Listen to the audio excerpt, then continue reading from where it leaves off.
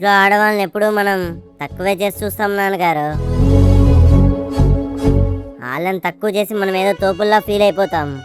కానీ వాళ్ళని తక్కువ చేసి మనం ఎప్పటికీ ఎదగలేమండి.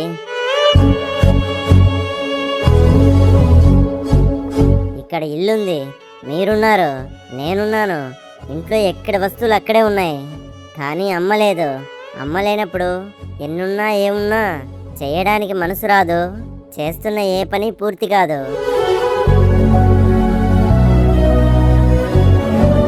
గుర్తుందా మీకు?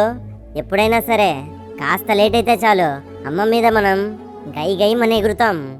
కానీ అక్కడ మనకు కూడా తెలుసు లేట్ అయింది మన వల్లే అని. అయినా సరే మన ఆలస్యానికి అమ్మనే నిందిస్తాం. కానీ మన తప్పుని మనమే వేలెత్తి చూపించుకోవడానికి నామూషిగా ఫీల్ అయిపోతాం.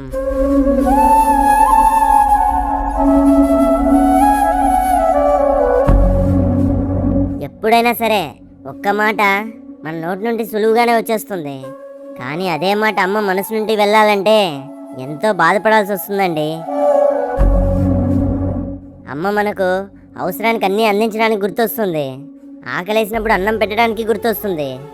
కానీ తనకు మాత్రం 24 గంటలు మనమే లోకమండి. మన గురించి ఆలోచిస్తూ ఉంటుంది ఎప్పుడు కూడా. తండ్రిగా మీరు జీవితంలో రేపన్నది ఎలా ఉంటుందా అని ఆలోచిస్తారు. కానీ అమ్మ నిద్ర లేవగానే ఈరోజు ఎలా ఉంటుందా అని ఆలోచిస్తుంది.